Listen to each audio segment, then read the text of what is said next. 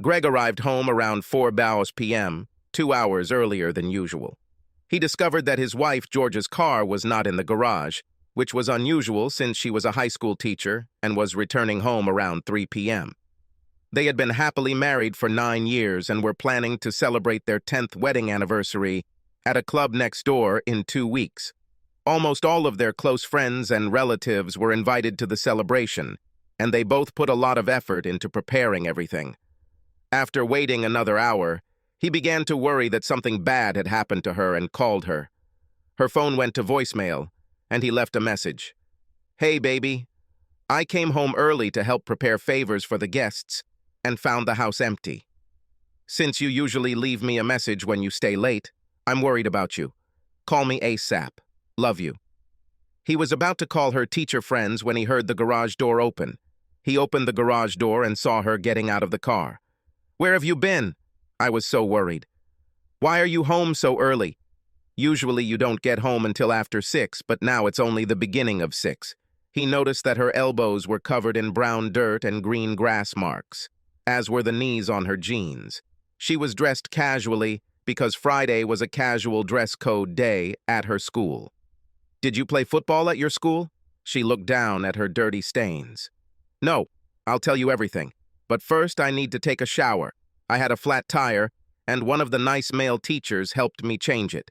It's in the trunk, so maybe you can take it out and fix it later. Tony said there was a nail in it." "So the grass and mud stains appeared when you were lying on the ground and helping to change the tire?" She laughed. "No, silly. The spots appeared when I thanked Tony for his help in changing the tire. I need to go get myself in order because after sex I don't feel comfortable." She grabbed her purse and walked past her husband, who was frozen in shock. He came to his senses and carefully went upstairs, where he discovered that her jeans were lying on the floor of their bedroom, and next to them were soiled white cotton panties. They bear marks from recent sex.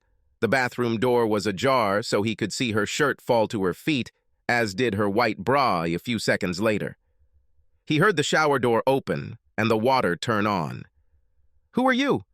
he asked, seeing her bare ass move under the hot water. He was again shocked to see large red handprints on her white buttocks. It was obvious that someone had spanked her. "How did these marks end up on your butt?" "It's me, your wife. Tony said I was a bad girl and spanked me. It hurt quite a bit. I liked it, so we'll have to try it next time we have sex." She giggled. "Damn, I can't believe this. How can you laugh and pretend that you didn't cheat on me? Have you lost your mind? I didn't cheat on you. It wasn't planned and just happened. There was no kissing, not even foreplay. It was just raw animal lust, and we couldn't control ourselves. He had you without any protection." "You must be crazy because not only can you get pregnant, but you can also contract sexually transmitted diseases." "I don't think so.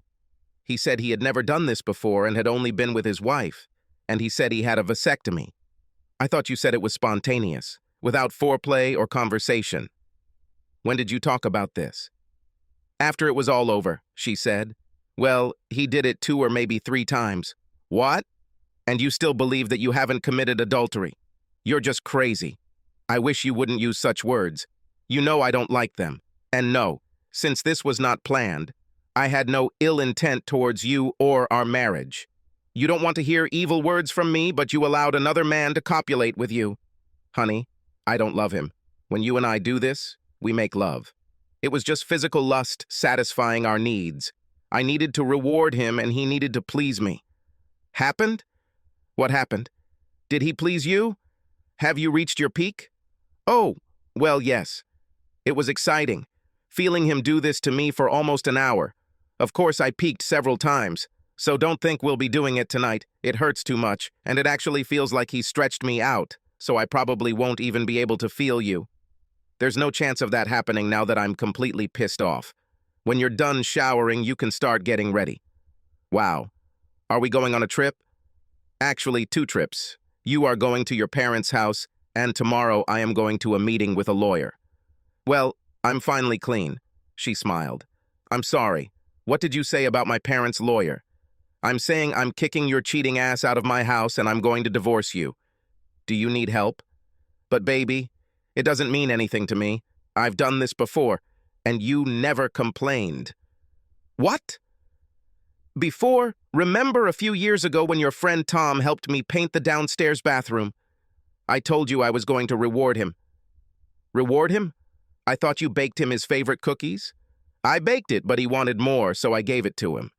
It wasn't planned and just happened, like today. And it didn't happen again. To him. To hell with him. Who else, Georgia? She could tell he was completely pissed off and things weren't going well. I think I need to stop talking because you're starting to lose your temper. I'll tell you about Bobby and Randy another time. My two brothers. You bitch is a liar. That's all. Get dressed. You have 10 minutes to gather your stuff and get out of my sight.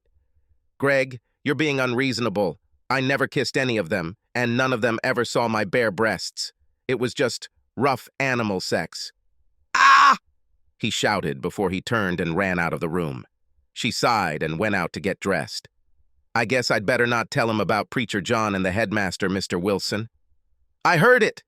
They got divorced. Greg beat the crap out of his two brothers and never spoke to them again.